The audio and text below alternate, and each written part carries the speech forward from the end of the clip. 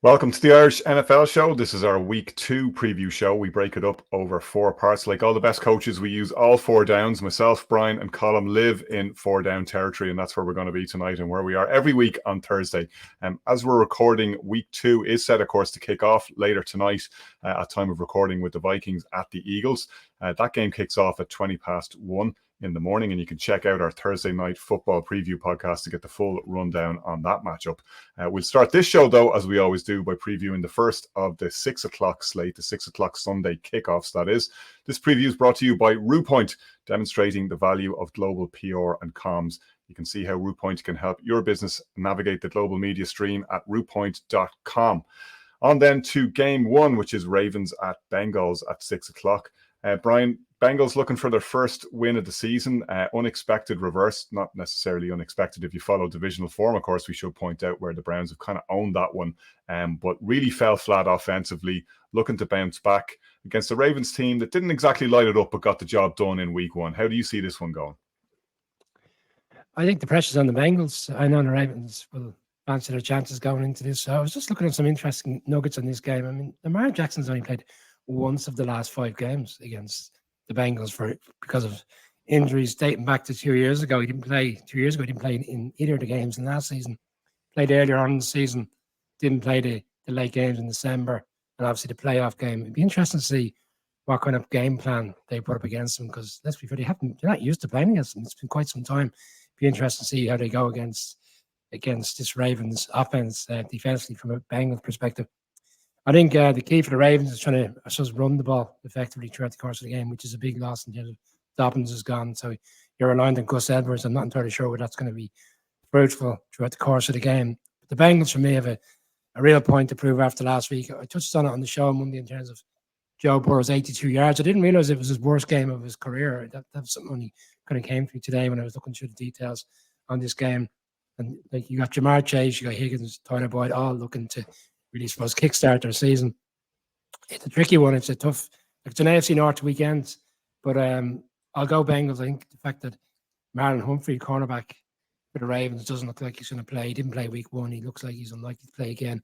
That to me gives the advantage with the attacking threat in which the Bengals have. That to me is a big loss. I think Jamar Chase might have a good day on Sunday.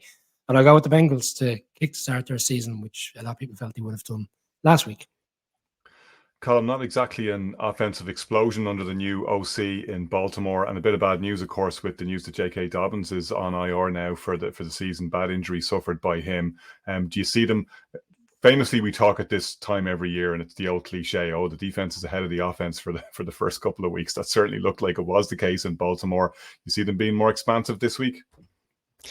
I think you saw them come into the game as it went on last week, Connor, and I think you saw in terms of Zay Flowers probably the most exciting rookie offensively that we saw last week. Now ultimately we know that probably offensive rookie of the year will undoubtedly go to a quarterback as the season goes on, but the way in which they used him, right, and his ability to get yards after the catch, like he's the type of guy where if you need 3 yards, he'll get you 5. And that's the antithesis of some of the players where, you know, you need 3 yards and they'll get you 2. I think that's the difference in having Zay Flowers. And I was thinking, I suppose, in relation to this week, and like, I mean, you can't get away from the military team in the NFL. It is there. It is in your face. This to me, because they are a key NFL sponsor. They are plenty of money into the NFL coffers every year. Indeed. This is Full Metal Jacket, right? It is in your face. They're 2 teams who don't like each other. And we're going to see ultimately how this plays out. I think it could be a roller coaster ride for both teams. I thought it was really interesting. Over the past kind of week or so, right? Ryan Clark talked about, he had interviewed Burrow a number of years ago, and Burrow talked about coming back and that it takes him time to, you know, find his feet. My worry is that maybe the injury, and this is a tendency in the NFL, right? The injuries can be more serious a lot of the time than teams let on. And so that really would be a concern that I have. But I look at it and I say that the Bengals should bounce back, given what where they're at. But even though I have tipped them to make the Super Bowl, I'm going to say it takes another week because I don't think Joe Burrow is back where he needs to be just yet. They started slow last year. They started slow this year. I have a feeling that continues even with the Ravens missing some key players, as Brian has pointed out. They're missing a safety as well. But I just think that with Lamar there, the Ravens get the upset. I imagine, Brian, it might. I know nothing about the odds on this, but I imagine it would be an upset for the Ravens to win this. Yeah, Colin, I know you love spreads, so I'll spread the butter for you this evening with your yellow top. It's minus 3.5 points. So the bookies expect a Bengals 4-point plus victory. So it is quite tight, in fairness. So it wouldn't be against the Rams a possibility. Is that fair to say, Connor, yeah? Well, I'm going to go ATS here. I'm back in the Ravens as well. Again, for some of the reasons you've outlined, Colin, Bengals are slow starters. I have picked them to win the Super Bowl. I'm not backing away from that. I think we will see them hit their straps. I don't think it's going to be this week, though. You wouldn't have chosen, if you were setting the schedule for yourself, to come out of the gate with two divisional games like this. Play the Browns, who've kind of had your number, and then back that up against the Ravens, newly invigorated, new OC, Lamar back in harness. Yeah, I think it's going to be maybe another week of misery for the Bengals before we see them start to hit their stride. Which brings us, speaking of hitting stride, to the Bears at the Bucs. From a Bears perspective, very disappointing outing in week one, and a pretty horrid week for them in terms of the focus on Chase Claypool in particular and his perceived lack of effort that's been doing the rounds on Bears social media. They would look to the Bucs as a bounce back game, but the Buccaneers, Colin, will be coming into this one going, we knocked off the Vikings in week one. We're nobody's patsies. Yeah, when I was thinking about this one, Connor, ultimately, yeah, I think the Bucs will be thinking that, and then I thought about how noisy certain Bears fans have been in the off season. You, present company excluded, I think you were very reasonable when it came to the Bears, but not everyone was, and that then made me think. Ultimately, this is all quiet on the Western Front because neither of these teams are going to be in the running when we get to the dance ultimately in January. For the Bears, look, last week was a bad week, and a bad week for Justin Fields as well. He needs to do a lot more to make his case that he is the franchise guy. For the Bucs, I feel last week showed that they still have a lot of really good defensive pieces, and they were able to exploit Minnesota, and we know that the Vikings can Vike. I feel the Bears are still going to struggle to move the ball really effectively against a Bucs defense, and for that reason, I have your Bears at 0-2 coming out of this one. Brian, do you see any reason for optimism from a Chicago perspective, or is it going to be Bucs going to 2-0? Of course, is the corollary of what Colin's just predicted there, which is a better start than perhaps a lot of people would have predicted if that does manifest itself. Yeah, certainly not the start a lot of people would have saw with this Bucs team. Certainly not last week. But no, I do have optimism for the Bears this weekend. I'll give you a few nuggets as to why. They gave up 344 yards last week in passing, albeit I know you got the likes of Justin Jefferson and Jordan Addison, and it's a bit more of an expansive offense than which the Vikings have. And DJ Moore has had a lot of good times against this Bucs secondary. He just come from that division in the NFC South and scored 2 touchdowns last year on them. He put up 186 yards. I appreciate it's a different team. It's a different season. But he's had their number. And I also was looking at the blitz count last weekend. 44% of blitz. There was 44% of the plays last weekend by the Bucs defense were all blitz. And actually, surprisingly enough, Justin Fields had a good day on the blitz last week. 9 of 11, 96 yards and a touchdown. So maybe he is finding his way in the NFL. And just last weekend was one of those games. For me, it's Jalen Johnson against Mike Evans. Mike Evans was targeted 10 times last week. If they can take him out of the game, I think the Bears have a real chance. I am going to go with the Bears. I don't think we should get too carried away with games in week one. Like we touched on the Bengals there. Like we know nobody thought much of the Bucs. All of a sudden they've won. All of a sudden people think they're going to roll on to 2-0. And we've seen in the past teams quickly come back to what we expected in week 2 or week 3. But no, I'm going to go with the Bears. I don't think they'll be able to handle Justin Fields. I think he'll find himself running gadget plays throughout the course of the game, but I think the Bears find a way to get over the line here and win this game. Yeah, look, as you were saying, Colin, I didn't get carried away with thinking that the Bears were going to come roaring back and do a Jacksonville this season. I think the ceiling is 6 games, as I said when we were doing our tiers and putting our teams in the various slots. This would be one of those 6 games for me, though. I think this is a get-right game for Chicago. There's an awful lot of pressure on the coaching staff, particularly on offensive coordinator Luke Getsy. Some big calls, and Matt Eberflus, the coach, kind of throwing Chase Claypool under the bus. I wouldn't be surprised if we see Equinemius St. Brown there for what he can do in terms of blocking, never mind receiving. DJ Moore's got to be targeted more. I think Getsy's going to have to open up the playbook a little bit more and properly allow Justin Fields to show what he can do. As you say, Brian, he can do damage against this Bucs defense as well. I think he will, and I think they will ultimately get over the line. Otherwise, I'm not sure where those 6 wins are going to come from if they can't take care of business this weekend. The Packers, who beat up the Bears pretty badly last weekend, take on the Falcons in the third game. Both have 1 win under their belt, and it's an astonishing stat from the Falcons, which I learned this week. This is the first time they've been above 500 since 2017. The first time the Falcons have had a winning record in 6 years. Brian, does it continue? Yeah, it does for me. Yeah, I'm going to side with the Falcons in this game. I was looking at the numbers. Like we talked about Desmond Ridder going into the season, whether he'd be a control management type of quarterback. Just go out there, do what's asked of you. Don't be expensive. I didn't think we saw anything last week. I mean, you got your Kyle Pitts and you've got Drake London. But for me, like, and we discussed it in the offseason, this game is going to run through their running game. And it's not so much Bijan, it's Algier as well. Like, what's all Bijan has been getting all the credit this week for his opening weekend and scoring a touchdown. Like, Algier went off for 133 yards, 2 touchdowns, and it wasn't really spoke about because I guess we saw that last year. And 15 of 18 Ridder in the game last week, that's exactly what you want from a quarterback coming in. We saw on the other side last week, Bryce Young, how ineffective he was at times and giving up interceptions. I think this is a nice spot for them. They're at home. Opportunity to have two home games at the start of the season and get 2-0. Everybody will be high in the Packers. But I think the Falcons are well matched up against them. And Jordan Love probably will have another good game, but I think this one will be tight, but I'm going to side Falcons. I think the Falcons find a way to get over the line and win this game.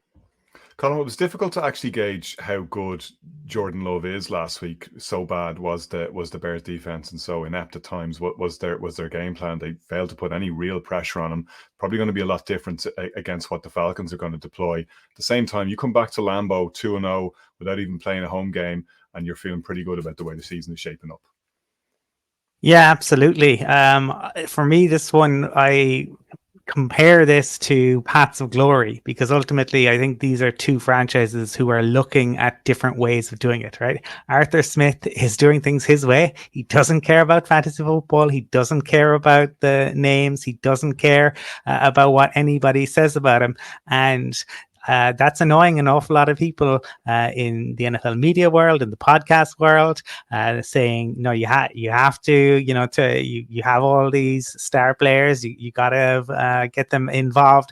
He won't care. He will not care how it happens. For the Packers, it's life after Aaron Rodgers, and I think Matt LaFleur is delighted that he calls play and he knows that the QB is going to carry it out. I don't know if anyone saw his comments, but he asked, like, what did Jordan improvise anything? And he said no. Look. Aaron Rodgers had 2 MVPs at Matt LaFleur. They obviously, were able to find or make a symbiotic relationship work. But I think he probably finds it a little bit easier. I'm going to agree with Brian on this one. I think that the Falcons will find a way. I think that Jordan Love, I think, was impressive in week 1. I think he will be, it'll be interesting to see how he gets on. I think he has a lot of talent, but I don't think he was put under any pressure at all last week. I think the Falcons will put him under a little bit more pressure. I think this will be a very tight game, but ultimately it's going to be the Falcons sticking it up the jumper, keeping the ball away from Jordan Love and finding a path to glory. I have the Falcons remaining unbeaten after this. Yeah, I'm going to roll in behind that, I have to say. I kind of went back and forth on this one a little bit, but I think the Falcons know what they're about. I think they're going to be pretty spicy this year. I've been kind of quite positive about them in the offseason in terms of what I think Smith can do offensively. I think they've got few more tools now. They've gone out in free agency and bulked up that defense. I think, as you say, they're going to make life a lot more difficult for Jordan Love than the Bears did last weekend. And he is going to have growing problems, even though he's been there 4 years. He hasn't had a lot of regular season game time, and teams are going to throw things at him that are going to mix him up. I think that probably starts this week. It'll take a while. Matt LaFleur's had all season to plan for the Bears game. It's a game plan that and to script that out. And as you say, Jordan Love followed the script to perfection. I think it might be a little bit more difficult. I'm going to say, by the way, for those of us watching on YouTube Live, get your guesses in the chat as to how many war movies Colin is actually going to throw out here, and I'd like to see if people can predict what they're going to be before we get to the various matchups. I'm putting the over under on war movie metaphors at 16.5. I think we're going to see a lot of them on this preview. It's a great theme. I'm looking forward to seeing how it rolls out, and where better to go for a Marshall metaphor than Texas, Colin. We've Colts Texans as the final one of our previews for the first segment of our week 2 previews this week. 2 rookie quarterbacks, mixed outings for them last week, but both relatively encouraging starts to their NFL careers. How do you see this one playing out? Yeah, for this one, I call this one casualties of war, Connor, because ultimately the Colts are a casualty of their owner and the Texans are to an extent, but I think both in the right hands. I think you saw last week, actually, the kind of green shoots from both of these head coaches, right? You had, I think, the D'Amico Ryans effect on the Texans defense, like green shoots. I mean, early, right? This is they're a long way from complete, but I think in comparison to what we've seen, they looked more cohesive. And for the Colts, I thought Anthony Richardson was the best of the young QBs in week 1. Now, there are an awful lot of things he needs to work on, but he took a huge step, right? Because this is a guy who didn't play much in college, but he didn't look overawed. He didn't look out of place. I thought that was huge. I think he will go on to improve as the season goes on, but I just don't think the pieces are around him just yet. The fact that the Texans are at home, it probably comes a little bit too early for the Colts. I'm going to say the Texans get the win in this one. Before we go to Brian, I'm going to disagree on that one. I think I saw enough from the Colts last weekend that I think they're going to take this one. I don't think there's going to be much in it. I don't think the Colts chaos has quite engulfed either the coaching team or the quarterback yet, to your point, Colin. Will you wait to see that happen probably around week 5 or 6 by Jim Irsay's clock? One of the things I liked about Richardson's performance last week was, we were looking out for all the explosive stuff, the showy athleticism, the runs, and we did see some of that. You'd actually probably like to see him looking after himself a little bit more in terms of how he's running. Great to see a guy lower the helmet and put the shoulder down and finish off runs. Not when he's a quarterback. The guy's got to learn to slide, and hopefully he'll add that to his arsenal pretty quickly. But one of the things that impressed me is when he was under duress, a lot of calmness, stepping up into the pocket, not always going for the big ball, was able to make those checkdowns when he needed to. Pretty good decision making on the whole. I was impressed by what I saw, and I think they've enough about them certainly to take care of this Texans team. Would you agree with that, Brian, or are you going the other direction? No, I agree with you, Connor. I'm with the Colts in this game. I'm just looking at the numbers. Like, I know, like as you said, Anthony Richardson's got most of the conversation this week in terms of who was the best rookie, but the numbers were quite similar. Like, he was 233. I know he had a touchdown and a rushing touchdown. CJ Stroud was 242. 4 sacks for Richardson, 5 sacks for Stroud. Like, they weren't too far off the mark. But I think as a whole, looking at the two teams last weekend, and I know that like the Texans are always in a tough spot going into Baltimore. Baltimore coming off a bad season and having a point to prove early on. But the Colts were leading going into the 4th quarter of that game against a really, really strong Jags team who are going to give the Chiefs a game in itself this weekend. And it didn't play out that way. 21-21 wasn't a true reflection of how close actually the Colts were. I was greatly impressed with him, and I think with Steichen there, I think he will have enough to scheme against this Texans defense under D'Amico Ryans. And yeah, I'm going to side with the Colts. I think the Colts get off the slide and get their first win of the season. It's a nice, in a way, it's a nice game for both because you're going to get a rookie coming out week 2 with a win, and one of these teams gets a little bit of pressure off them immediately. And for me, it'll be the Colts who gets the pressure off them and gets the pressure off the owner back for a period of time, maybe just another week. All right, that's where we leave it for the first part of our Week 2 preview, brought to you by Ruepoint, demonstrating the value of global PR and comms. You can find out more at ruepoint.com. For all our podcast listeners, just a reminder, that is part 1 of our Week 2 preview, and you can check out the other 3 parts where we cover the remaining games wherever you get your podcasts.